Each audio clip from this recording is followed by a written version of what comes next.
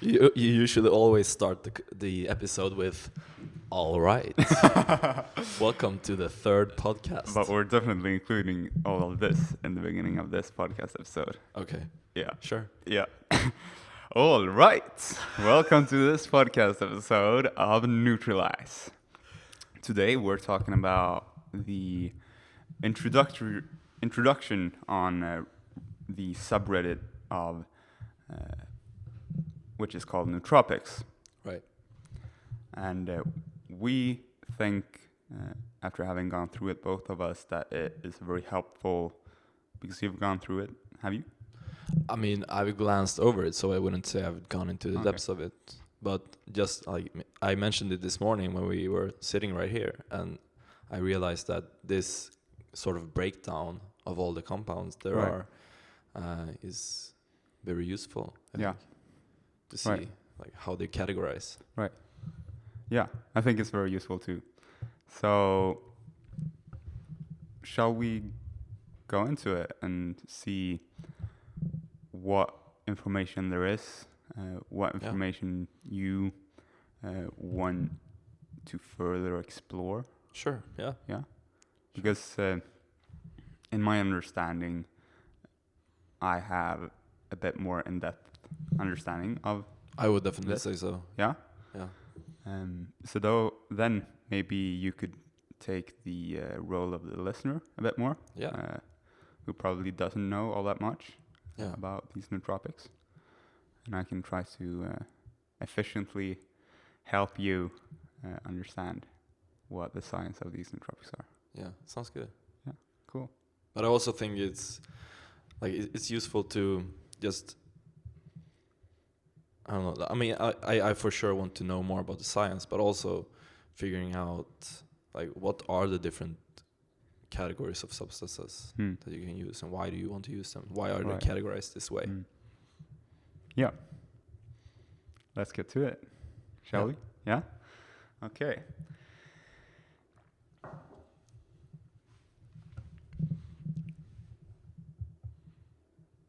So, the introduction of the article is an introduction to what a nootropic is. Yeah. In your understanding, what is a nootropic? Well, I mean, nootropics could be, I guess you could say that nootropics, like food, could be a nootropic in a way. But I'm thinking more about actual like food supplements, something that you take in a pill or something that you add to your normal diet. Right. Yeah. For what purpose? In my interest, I want to take them because I want to improve on my cognitive abilities and my happiness. Yeah. So that's why I take them. Yeah, I think that is generally what people use nootropics for. You could get more specific and target a specific part of your life for your cognitive functions, such as, I want to increase attention span, or I want to improve my sleep. But in general, I think that those two goals, improving your cognitive functions and mood, happiness, they are very common. Yeah, for sure. Yeah. I mean, it's also interesting. I mean, maybe it's because of my line of work, my profession. I'm a software engineer, and like using my cognitive functions or my abilities, that's what I do all day. So it's sort of immensely important to me to perform well cognitively. Right. And we were talking about this earlier as well, that if you're performing well cognitively, then that will probably raise your mood. Yeah. Wouldn't you say that? Yeah, definitely. Like a day when I'm super productive. Right. I'm very happy, and usually I also have more energy. Right. For some reason. Right. Let's go into that a little bit more in depth. Yeah. Because to me, mindfulness entails that you shouldn't put your happiness, you shouldn't have your happiness be dependent on your performance, for example. Would you agree with that statement? Yeah. Mhm. Yeah. But on the other hand, I think that it is very clear to me that I feel much better when I'm performing cognitively than when I'm not. Yeah. So, like, the emotion and the feeling just gets generated from the performance. And I'm not sure, is mindfulness gonna change that in some way?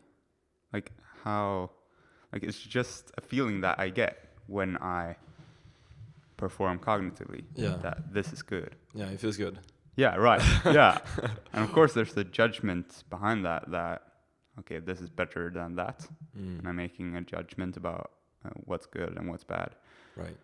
And that's not complete observance, just observing what is.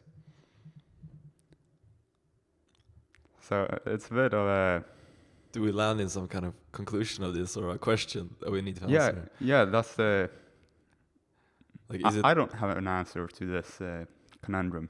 Right. Do you? Well, I've been asking this question for... Well, I have this question unanswered for quite some time. Like, should you strive to accept, like, the things that are in your life the way they are, or is it? Do you strive to change the things that you're not happy with? Like, I have no answer to that. Yeah, it's really hard. It is. Yeah. Yeah. Let us know in the comments if you, if you have any answers to that. But Good. Moving on with the article. Yes. In your understanding, what are the risks of nootropic use?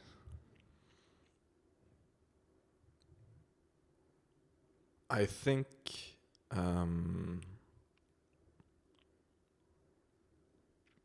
well, I don't know. I mean, I've had experience with, like, caffeine, having too much of that. Yeah. And what that does to my, like, what happens to my attention, and like how productive I can be when I'm having too much caffeine. So I guess that would be one of the risks of using nootropics, Right. like misusing them. For sure. But other than that, I mean, I've heard your stories about having, I think it's Bacopa Monieri. Right. But more other than that, I haven't had much experience of risks. I don't know how to myself, but I would love to know more. Yeah. So I think that to every compound that you'll use, there are risks for side effects. And in order to reduce those risks, it is very good to do your research. Yeah. Because, for example, with caffeine, you could completely eliminate the risk of becoming anxious and having worse attention span by not consuming too much. So if you've done your research on the dosages of caffeine, then you prevented that side effect from coming true. I'd also say that one of the biggest risks with nootropics is when you combine them. Yeah. That's what you're referring to, interactions. Right. Yeah, in the nootropics community. Yeah, indeed. And I think that there can be great applications for combining nootropics, such as L-theanine and caffeine, the classic nootropic stack, which essentially everyone has tried, who has been into nootropics for a year or more. But I wouldn't say that caffeine...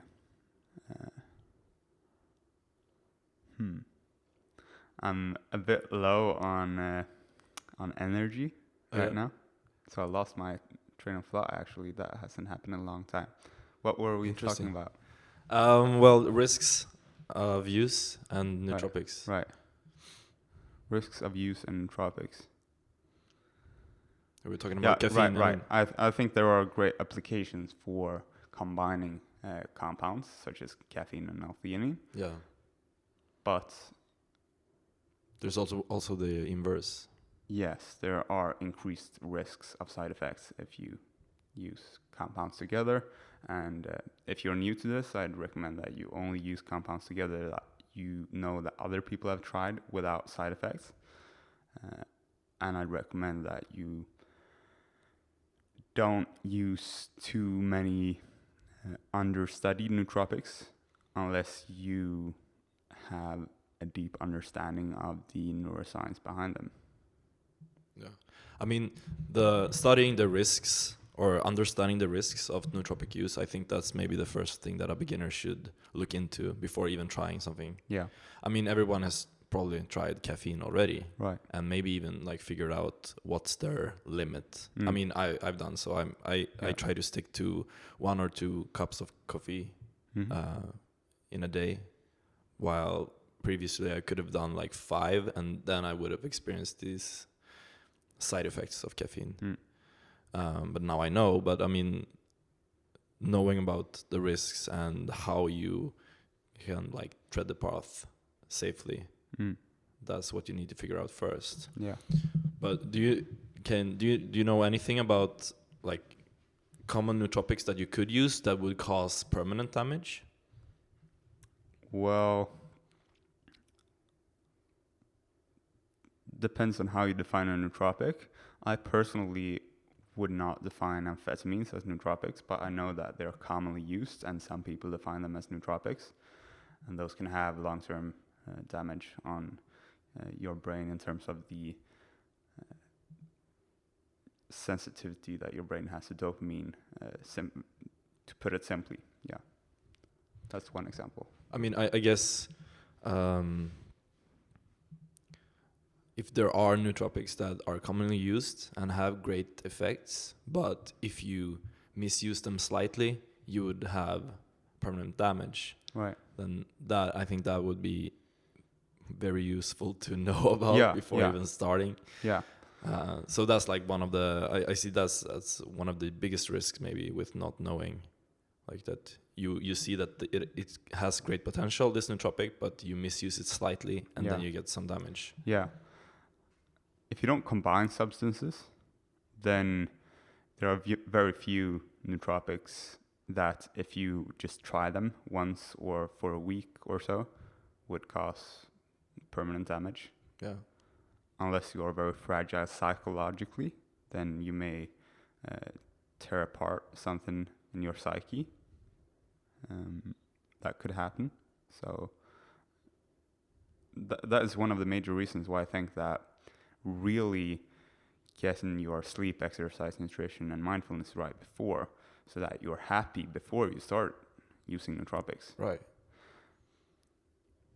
There are reasons to use nootropics even if you're like in a rut, such as using acetyl L-carnitine or rhodiola rosea to get energy to put processes into motion in your life, so that when you are in this motivated state, you can get an overview of your life, plan for how you're going to act when you're not using these compounds, and then when you're not using these compounds, just execute on your plans, even though you don't feel like it, so that you can eventually turn your life around and improve your sleep, exercise, nutrition, and mindfulness.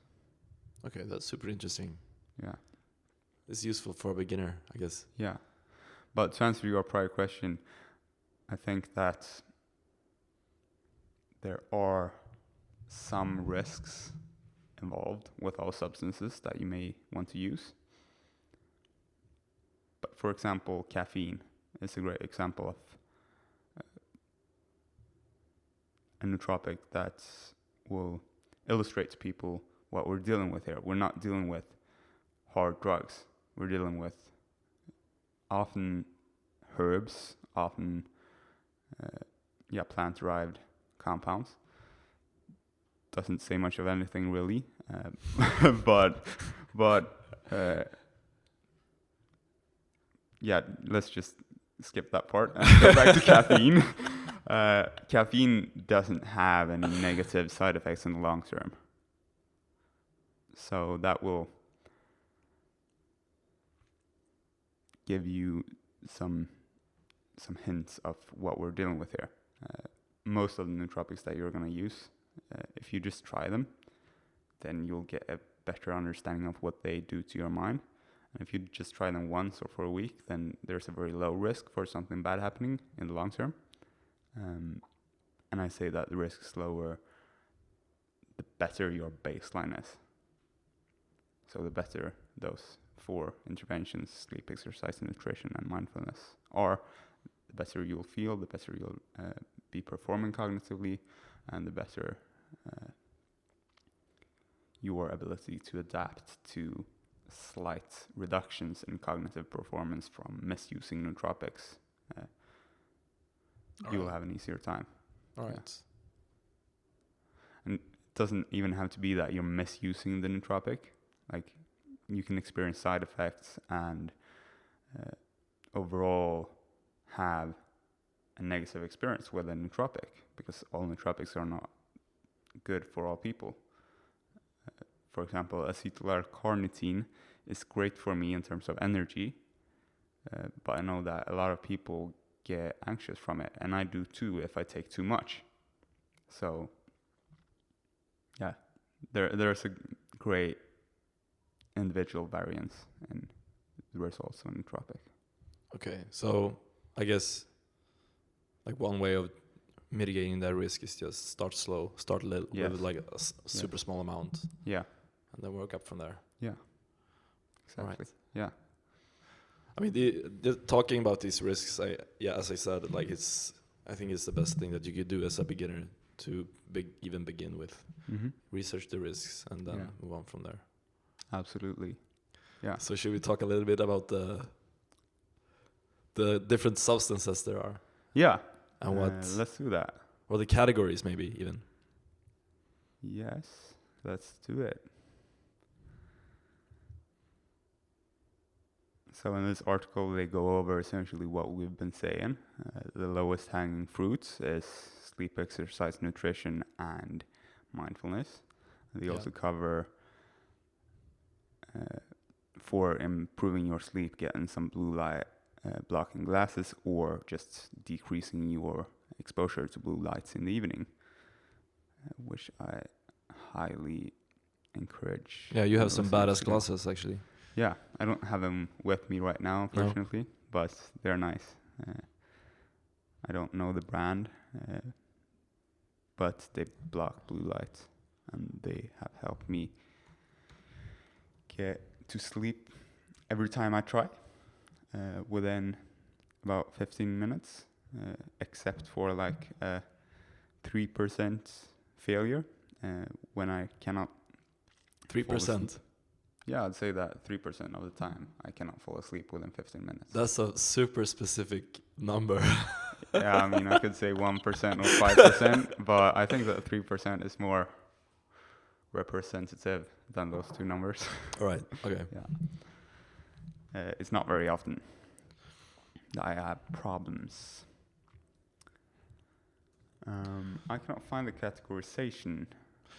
It's under substance, like in this article, which is on the Nootropics Reddit. There's in the wiki, I guess, there's a beginner's guide, and under the title substances, or the heading substances, there are these categories, which says one of them is herbs and plant-derived compounds, and then we have dopamine modulators, nutrients, wakefulness enhancers, rest times and derivatives, acetylcholinesterase inhibitors. Yeah, that's a hard word. Peptides, ampakines, other blends. Yeah, so there's a bunch of them, and I'm curious about these. What are they? Why do we categorize them this way, or why have these guys done it? Do you know? Well, it does seem to me that they have categorized them by sort of two measures. Like one, what neural mechanisms there are for these compounds. Right, like dopamine modulators. Exactly, or ampakines. And some for what the compound is. Right, like herbs and plant derived. Yeah, and nutrients, for example. Yeah. Shall we just go into the... Yeah, I'm most curious about this dopamine modulators. Okay. Can we talk about that? Yeah, sure. Okay, dopamine modulators. So first of all, they have methylphenidate. So what are dopamine modulators? Well, dopamine modulators will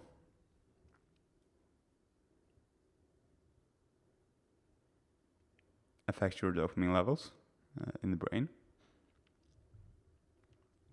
I could have guessed. You could have guessed, yeah.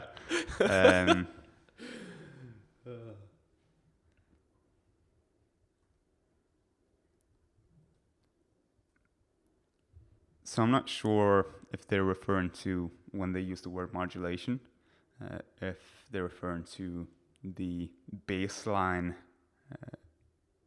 levels of dopamine, let's just say. And when you talk about neurotransmitters, using the word levels is not really accurate, because you need to take into consideration the receptor densities in different areas of your brain as well. Receptor densities is essentially if you have a neurotransmitter which can connect into receptors, let's say, in the brain, then if you have a lot of receptors for a tiny amount of neurotransmitters, then you will have behavioral and experiential symptoms of a lack of that neurotransmitter. What could they be? Because the relative amount is low. What could the symptoms? Yeah. Yeah. So one example is ADHD. If you have too little dopamine with many receptors. Yeah, you talked about like why like the thing that you're experiencing as someone who has ADHD is that you're always seeking some new kind of stimuli. Right. So you can't focus on one thing for too long. Right. So that's because you're searching for dopamine hits, or what? Is that how it works? Yeah, you're probably not thinking, oh yeah, I need to get some dopamine in here. No. But yeah, that's what's guiding your behavior probably. Yeah. Right. And your experience. Yeah. So what about, is depression linked to dopamine deficiency?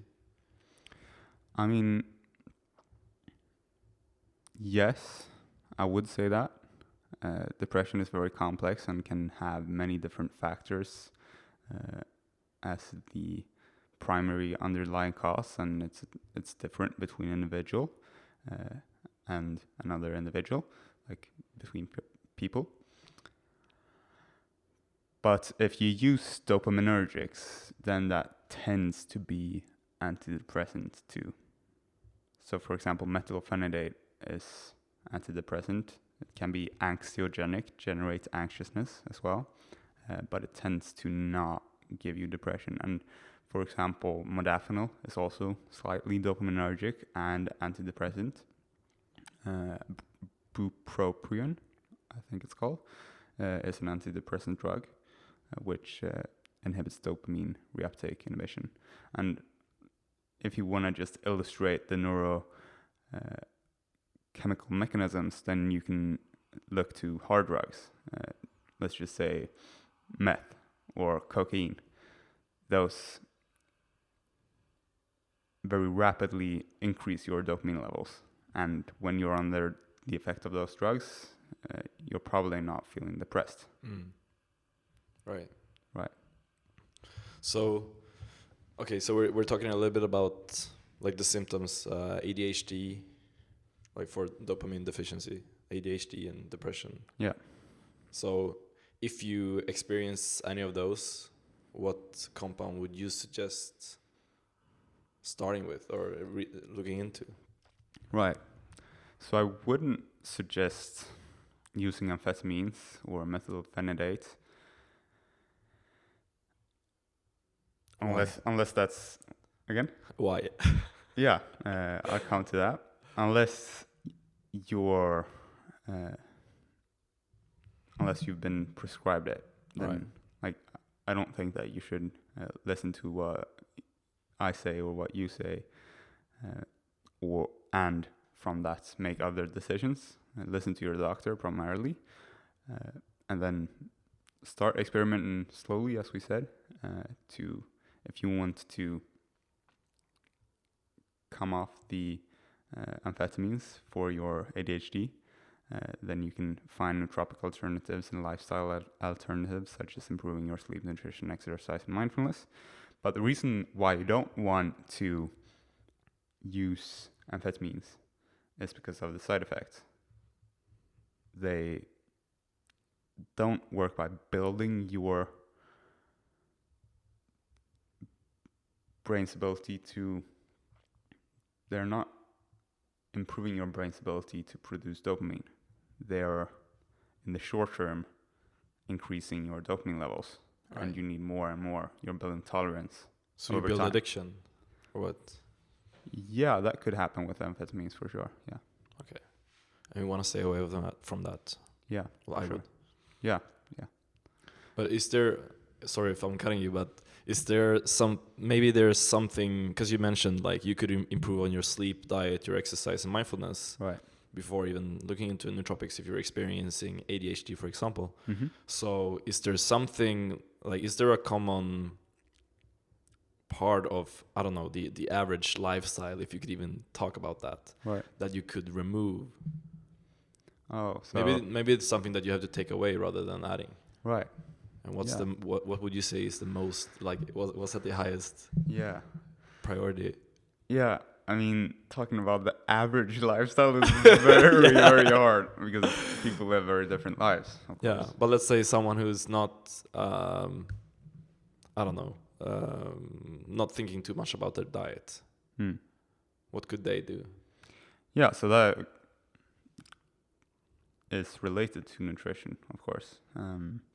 And that part of having good nutrition is to not consume bad foods, such as sugars. Yeah. In my experience, when I consume very low amounts of sugar even, my attention is very flickery, just moving from one point to the next, and just puts me in an anxious state in which I cannot focus, very distracted. So cutting sugars would be the first thing on your list. Yeah. Or not sugars, really, but refined sugar, like cane sugar. Yeah. So no candy, no sodas. Yeah, right. Yeah. And try to look at the contents of your food so that they don't have a lot of sugar in them. Right. Because in some countries, especially, many of the foods that you may not think have sugar. Yeah. So maybe you're buying a tomato sauce, and it contains like 20% sugar. Yeah. And that's a lot of sugar. There is sugar in like a lot of things that you wouldn't think has it. Yeah. And sometimes it comes under different names even. Like refined sugars, or I don't know, syrups, or whatever. Yeah, syrups I avoid as well. Yeah. So read the nutrition label. Yeah. Will be right, exactly. Yeah. Okay, cool. Mm-hmm. So so I guess we could move on to the next category. Mm-hmm. Just to help anyone with problems with attention, I think that there are some nootropics that could help specifically for that, such as acetyl L-carnitine, such as dopamine precursors such as L-tyrosine or L-dopa. Would be very careful with dopamine precursors, but experiment slowly, and they may help you in your life, because some people are just deficient in especially L-tyrosine or L-phenylalanine, which is also a dopamine precursor. Like L-tyrosine and L-phenylalanine, they're just amino acids. Sorry, what? They're amino acids. Amino acids. You get them from chicken. Yeah, okay. But some people don't get enough of those amino acids in their diet, and so they cannot produce enough dopamine. So experimenting slowly with increasing those amino acids through supplementation could be it could solve your problems. So how, just to cut in on that, how would you know, or how do you find out if you're deficient on some, I don't know, some nutrient? Right. I mean, there are some tests, if you have a lot of money and want to invest in this, to look for mineral deficiencies. But I think that listening to your body, listening to your mind, what problems do I have in my life? What problems do I have in my mind? And then going from there. So if you're depressed, then you may want to increase baseline serotonin or dopamine levels just to see how that feels. Yeah. You don't need to get an antidepressant prescribed to do that. You can, for one thing, if you haven't done it, start exercising. But you could also, to increase dopamine levels, for example, use L-tyrosine. Okay, that's cool. So, yeah, so I guess you have to, listen to your body, listen to your mind. Yeah, and so it's a little bit about slowly mindfulness. experiment. Yeah. Sorry, what were you saying? No, it's about mindfulness. Yeah, Yeah. it is. See, it's like everything ties into everything, I feel like. Yeah. Okay, so to know your body, you need to be mindful. But to be mindful, you might have to, I don't know, take some supplements or do meditation. I mean, that's the first thing you want to do. But I mean, I feel like a lot of things tie into each other. Yeah. And that's what I'm trying to navigate right now, I think. Right. Like, you don't have to use any supplements to get mindful, but they may, depending on your individual biochemistry, enhance your abilities to be mindful. So they may help you get there quicker, and they may help you live a healthier life. Like, it's not a quick fix, even though you are quickly fixing your problem. If you have a problem of attention deficit disorder, which is because you don't have enough dopamine precursor amino acids, then you're just doing your body well by giving yourself those amino acids in the long term, even though it is a quick fix. Okay. That's okay. I mean, I want to, I guess I want to like figure out how do I get there, whatever that means. I mean, how do I feel well? Or how can you go from like feeling like crap to feeling really good and being on a good path towards long-term well-being? Right. So like, what's the most effective way to get there? And that, I guess that's my mission right now. Right. So to get to the point at which you're feeling well and performing well cognitively at all times? I guess so, yeah. Like long-term results. I don't just want something that will fix me for a day. Yeah. And something that I have to repeat. Yeah. Something that takes me a long way. Right. So I'd say that, again, sleep, exercise, nutrition, mindfulness. It's a great part of it, like a very big part of it. Yeah. And then slowly experiment and listening to your body. Slowly experiment with nootropics, seeing what they do to you.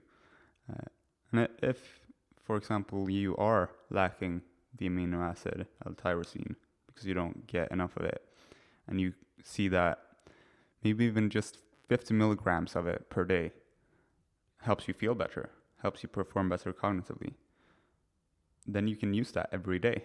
Yeah. Yeah. And there could be a small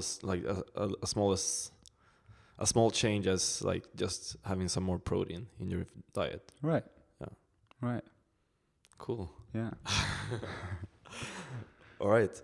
Should we cover some of the other categories here. I mean, Sure. you can pick one. All right. I will.